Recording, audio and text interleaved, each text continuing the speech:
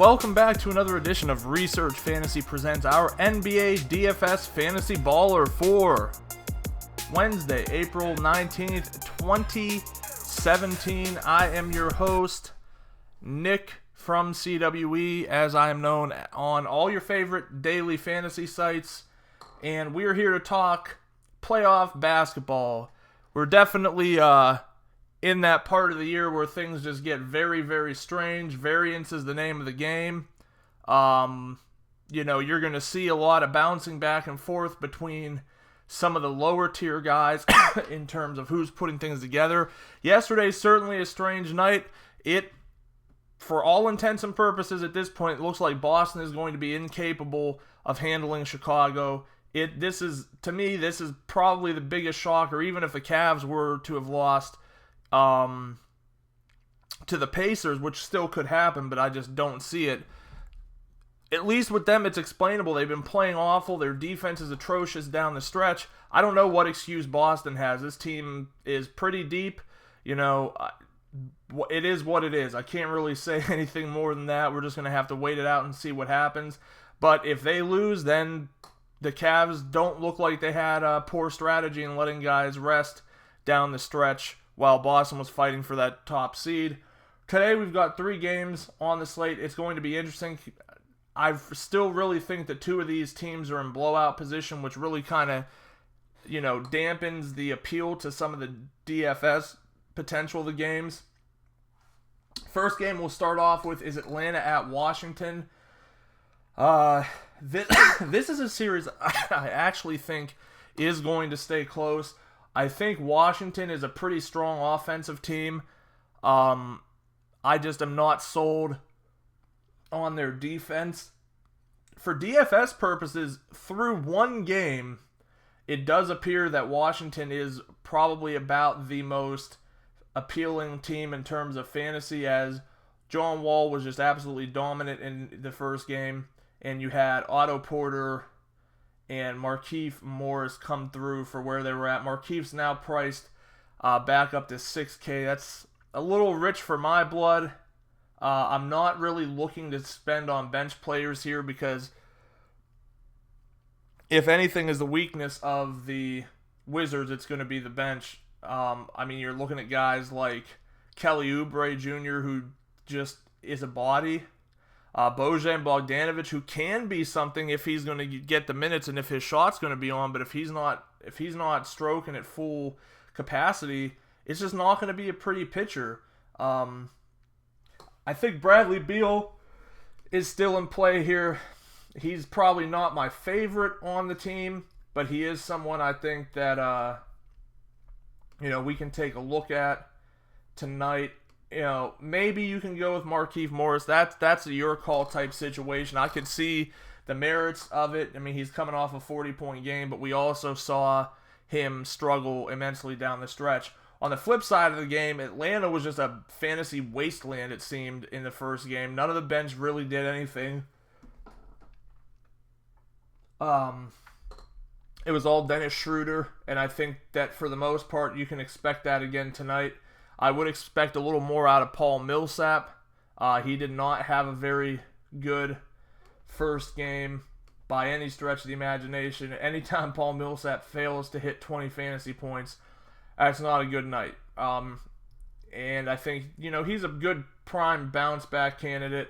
If you're looking for a punt on the team, you could look at Taurean Prince. It appears that he's going to start. He's going to see the minutes. And, he's a guy that can put together outings and come up with pretty good stat lines, but just the consistency factor there. Like, he had 19 the first game. He might have 32 tonight and have 6 tomorrow, so it's just really tough to want to trust him. But look, at this stage in the game, you shouldn't be playing cash games. That's just insane. To me, anything less than 5 games just doesn't offer enough variance because everyone wants to go to the same place. And if you find yourself in your cash games going contrarian, then you should probably be playing tournaments because that's the whole concept. So I just don't think there's any reason to do that.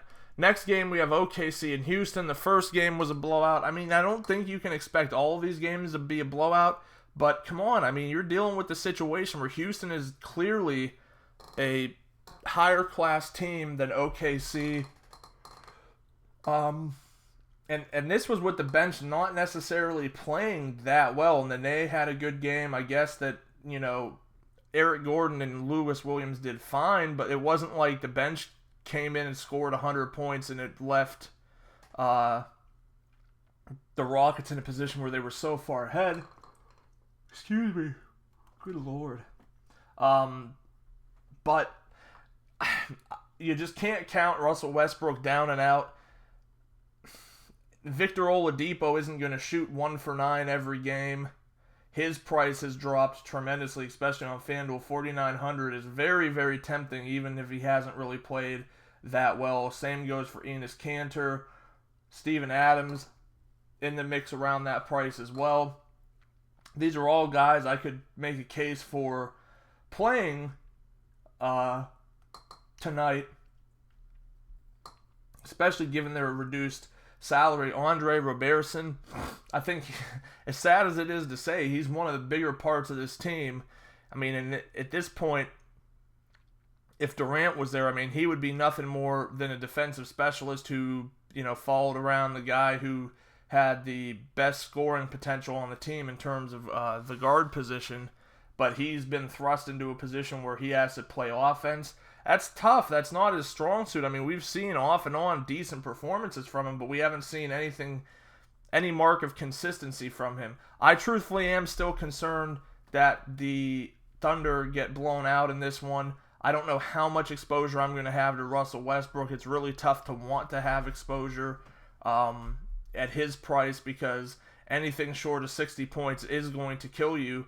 You're dealing with a situation where there's guys priced so that you can get Westbrook in your lineup and still put other bigger name guys in it, but you're talking about guys that are in the low twos, and these are guys that really aren't seeing the court, so you're just hoping that your punt works out on a 3-game slate. It's just not worth it. On the Houston side of things, I think it's triple-double alert all day, every day for James Harden, and this series is a perfect example of one that he could and should dominate.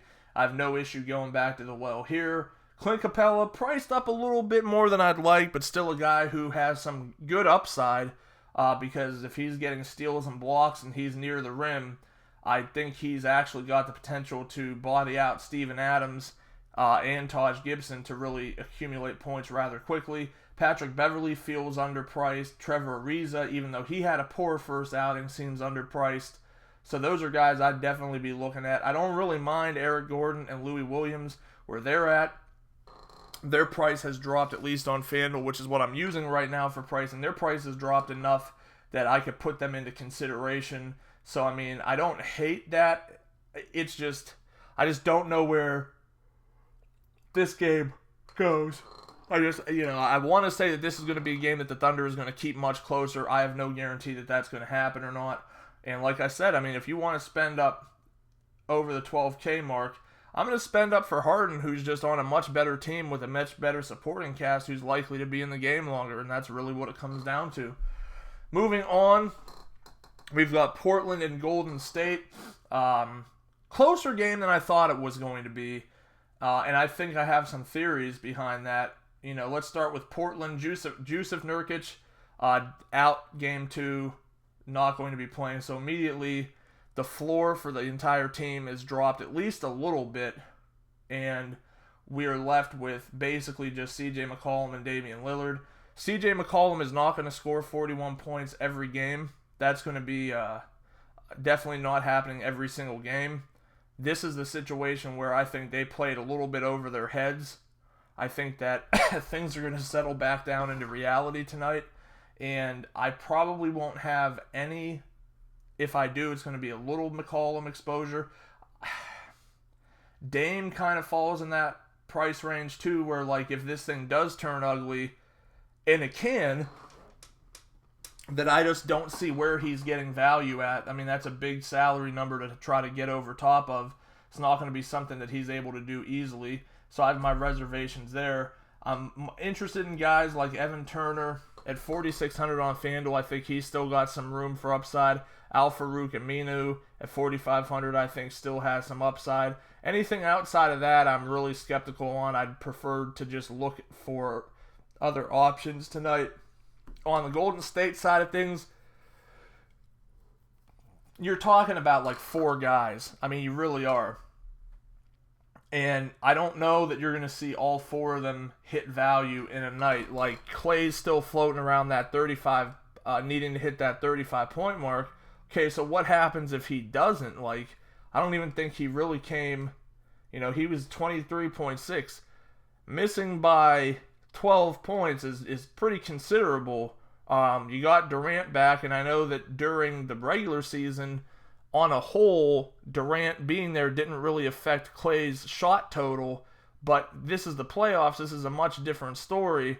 I think with Durant and Curry in the lineup, it's a much different beast. Both of those guys, I'm fine with rostering. I think that they'll turn out okay. Draymond, my biggest concern with him is that he scored. I mean, even at that, he scored 9 more points than he usually does. Biggest thing is you're not going to have 8 blocks and steals. That's a huge amount of fantasy points, 16 fantasy points.